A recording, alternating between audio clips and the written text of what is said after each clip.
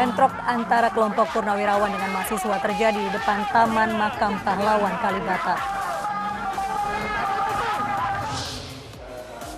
Terdakwa kasus narkoba Lucinta Luna divonis penjara 1 tahun 6 bulan dan denda 10 juta rupiah. 32 adegan diperagakan dalam rekonstruksi pemerasan dan pelecehan seksual di Bandara Soekarno-Hatta.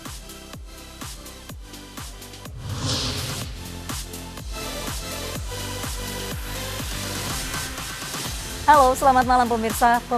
Presiden Joko Widodo optimis vaksin COVID-19 segera disuntikan ke 180.000 warga Indonesia pada akhir 2020 atau awal 2021. Bersama saya, Mirfa Suri, inilah iNews Malam, selengkapnya untuk Anda.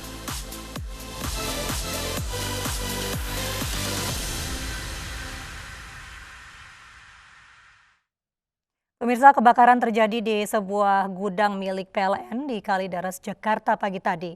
14 mobil pemadam kebakaran dikerahkan untuk menjinakkan api.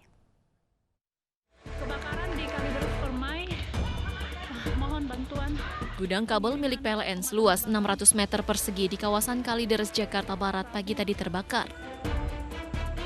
Banyaknya bahan yang mudah terbakar membuat api cepat membesar.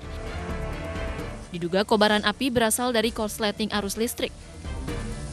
Ini kayaknya kabel bekas. Ini karena gudang kabel. Itu ada kontraktor lah, mungkin ini gudangnya kontraktor. Ada kuli yang tidur di sini, nggak tahu dia lengah apa teledor, ditinggal pergi kebakaran. Untuk mencegah kebakaran merambat ke permukiman, 14 unit mobil pemadam kebakaran pun dikerahkan. Setelah 1 jam, api berhasil dipadamkan. Tidak ada korban jiwa dalam kebakaran ini, namun kerugian ditaksir hingga ratusan juta rupiah. Dari Jakarta, Miftahul Gani, iNews melaporkan.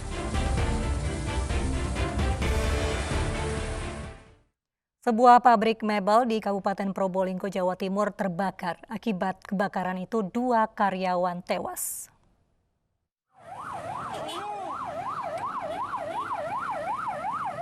Kebakaran terjadi di pabrik mebel PT Jawa Lili Furniture, Kabupaten Probolinggo, Jawa Timur, Rabu siang. 4 unit pemadam kebakaran dikerahkan. Lokasi kebakaran ditutup lantaran di dalam pabrik terdapat bahan mudah terbakar. Diduga api berasal dari kipas penyedot debu pabrik. 2 karyawan meninggal karena kebakaran ini. Berapa? Ada yang meninggal? Ada 2. Berapa? 2. Ini pabrik apa, Mas? Mebel. Mebel. Kan kejadian memang banyak yang produksi ya? Banyak. Ini kan bagian apa tadi? Proses. Api pertama dari mana? Dari blower. Oh, blower. Kini Reskrim Polres Probolinggo Kota masih mendalami penyebab kebakaran dan mengidentifikasi 2 korban tewas. Dari Probolinggo, Jawa Timur, Hana Purwadi, iNews melaporkan. Pemirsa, bentrokan mewarnai aksi tabur bunga kelompok purnawirawan di Taman Makam Pahlawan Kalibata, Jakarta Selatan.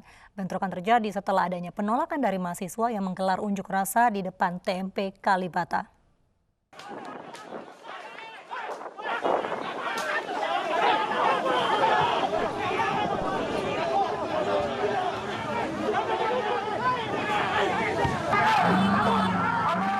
Bentrok antara mahasiswa dan massa kelompok purnawirawan pengawal kedaulatan negara terjadi di depan Taman Makam Pahlawan Kalibata, Jakarta. Peristiwa ini terjadi sebelum sejumlah purnawirawan dan beberapa ormas hendak menabur bunga di TMP. Diduga bentrok terjadi karena aksi tabur bunga tidak mendapat izin dari TNI Polri yang tengah berjaga beserta mahasiswa yang juga tengah menggelar aksi di depan TMP Kalibata. Aksi tabur bunga yang dilakukan kelompok purnawirawan dinilai melanggar protokol kesehatan penanganan COVID-19. Setelah bentrok dapat diredam, kelompok purnawirawan yang dipimpin Gatot Nurmantio melaksanakan tabur bunga dengan membatasi peserta sesuai protokol kesehatan.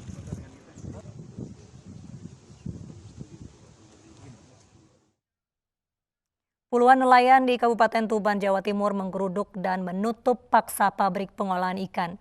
Aksi ini dipicu pengelola pabrik yang membuang limbah ke laut sehingga mencemari perairan.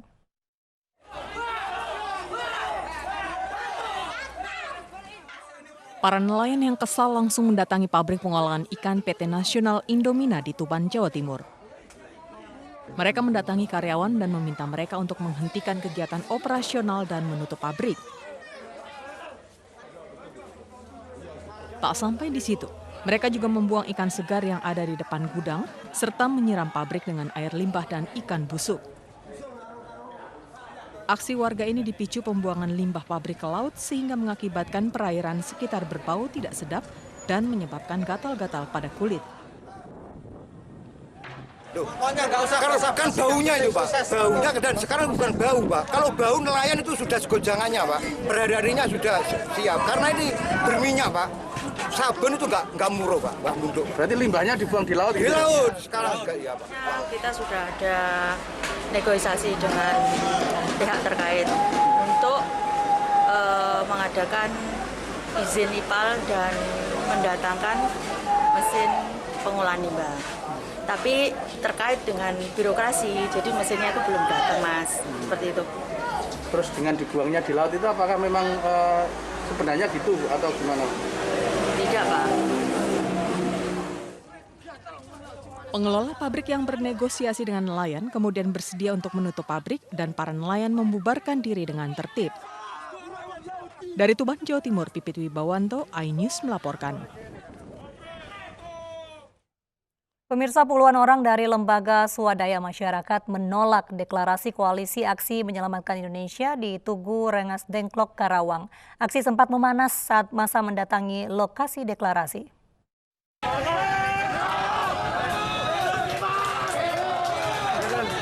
Deklarasi Koalisi Aksi Menyelamatkan Indonesia atau KAMI mendapatkan penolakan dari Lembaga Swadaya Masyarakat Kabupaten Karawang di Tugu Rengas Dengklok, Karawang, Jawa Barat. Mereka meminta polisi untuk membubarkan deklarasi yang digelar di Tugu Rengas Dengklok ini. Kami deklarasikan, kami nyatakan deklarasi Kabupaten Karawang dengan Dengklok dan dari kecamatan di sekitarnya kami deklarasikan kami ada dan kami hadir. Kami sudah jelas bahwa melawan segala gerakan PKI. Kita melawan terhadap neokomunis. Jadi kalau ada aral melintang itu semua, berarti dia sudah anti Pancasila. Situasi bahkan sempat memanas saat masa berusaha mendatangi acara deklarasi. Deklarasi yang rencananya dihadiri mantan Panglima TNI Gatot Nurmantio sekaligus pemutaran film G30 SPKI batal digelar dan harus dipindah ke rumah warga. Meski sempat ditolak warga, masa kami tetap berdeklarasi. Dari Karawang, Jawa Barat, Muhammad Fahrudin, iNews melaporkan. Pelaku vandalisme rumah ibadah di perumahan Villa Tangerang Elok, Kabupaten Tangerang, Banten masih diperiksa intensif.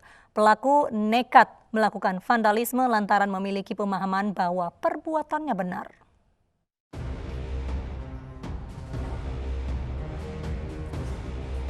Polisi terus mendalami kasus vandalisme di rumah ibadah di perumahan Villa Tangerang Elok, Kabupaten Tangerang, Banten. Pelaku vandalisme telah ditangkap tanpa perlawanan di rumahnya yang ternyata hanya berjarak 50 meter dari tempat kejadian perkara.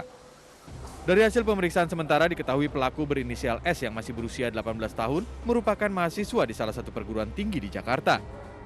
Motif sementara pelaku nekat melakukan vandalisme lantaran memiliki pemahaman bahwa perbuatannya benar. Sampai dengan saat ini pemeriksaan masih berlangsung. Sementara motifnya adalah bahwa apa yang dia kerjakan kemarin diyakini sebagai sesuatu yang benar oleh pelaku. Itulah pemahaman yang dia yakini. Ini masih kita dalami, Mas ya. Sementara masih sendiri, ya, masih sendiri. Belum ditemukan ada yang menyuruh atau bersama dengan orang lain. Sementara fakta di TKP dan hasil penyelidikan yang kita lakukan masih dilakukan oleh sendiri saja. Sementara itu, Wakil Ketua DPR RI Sufmi Dasko Ahmad meminta aparat penegak hukum segera mengusut tuntas vandalisme di dalam tempat ibadah tersebut.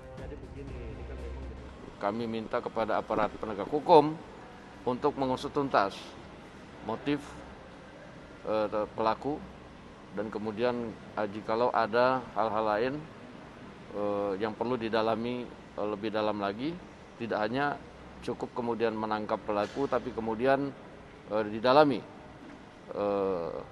mungkin ada hal-hal yang lebih daripada cuma coret-coret, demikian. Pasca peristiwa vandalisme bernada kebencian, Musola Darussalam di perumahan Villa Tangerang Elok Pasar Kemis dijaga ketat warga dan petugas. Beberapa warga dengan dibantu aparat bergotong royong membersihkan dan mengecat ulang seluruh bagian tembok musola yang menjadi sasaran vandalisme. Tim Liputan iNews melaporkan. Terdakwa kasus narkoba Lucinta Luna menangis saat majelis hakim membacakan vonis di Pengadilan Negeri Jakarta Barat.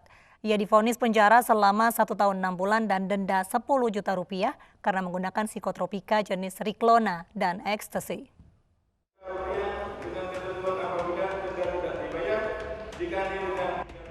Terdakwa kasus narkotika Lucinta Luna menangis saat Majelis Hakim Pengadilan Negeri Jakarta Barat membacakan vonis.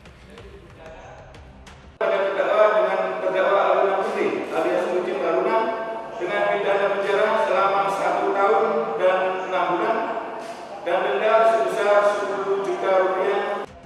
Terdakwa Lucinta Luna mengikuti persidangan lewat video conference dari rumah tahanan Pondok Bambu karena masih di masa pandemi COVID-19. Meski hasil tes urin dinyatakan negatif, Lucinta Luna terbukti bersalah menggunakan psikotropika jenis Riklona dan narkotika jenis ekstasi dari hasil uji rambut. Ia menerima putusan hakim yang memvonis penjara 1,5 tahun dan denda sebesar 10 juta rupiah. Majelis hakim telah mempertimbangkan fakta-fakta di persidangan dan menjatuhkan hukuman yang seadil-adilnya untuk saudara terdakwa Lucinta Luna. Sementara jaksa penuntut umum masih menimbang permohonan banding dalam 7 hari ke depan. Ya, dari pihak kami pikir-pikir untuk 7 hari ke depan baru mengambil sikapnya. Berarti menunggu sikap dari mereka dulu? Dari kita, dia sudah terima kan? Oh, sudah terima. Pada 11 Februari 2020, Lucinta Luna ditangkap Polres Jakarta Barat di apartemen Tamrin City, Jakarta Pusat. Petugas menemukan tramadol dan Riklona yang masuk dalam kategori psikotropika serta narkotika jenis pil ekstasi. Dari Jakarta, Tim Liputan iNews melaporkan. Pemirsa, sidang pra-peradilan mantan Kepala Divisi Hubungan Internasional Polri Irjen Pol Napoleon Bonaparte kembali digelar di Pengadilan Negeri Jakarta Selatan. Agenda sidang pemeriksaan saksi ahli dan barang bukti. Sidang dengan agenda pemeriksaan saksi ahli dan barang bukti dipimpin oleh Ketua Majelis Hakim Suharno. Pihak Napoleon Bonaparte menghadirkan saksi ahli pidana dari Universitas Bandar Lampung Edi Rifai, namun saksi dari anggota Polri yang telah diajukan tidak bisa dihadirkan dalam sidang. Sebelumnya Barreskrim menyebut Napoleon menerima uang 7 miliar rupiah untuk menghapus red notice terpidana kasus hak tagih Bank Bali Joko Chandra. Namun Napoleon membantah menerima uang dari Joko Chandra. Di alat bukti itu memang ada rentetan duit 7 miliar. Uangnya tapi nggak ada. Hanya ada tanda terima dari Joko yang terima Tommy. Nah, tidak ada ini. Simpulkan sendiri ya. Nah, simpulkan sendiri. Itu satu. Yang kedua, 20.000 itu saya baru tahu di sidang ini. Ternyata duit 20.000 itu nggak ada kaitannya dan itu di perkara yang lain. Nah, jadi itu. Swab test menjadi pendeteksi COVID-19 terakurat. Namun, seberapa dalam akurasinya? Kami hadirkan informasinya selengkapnya usai jeda berikut.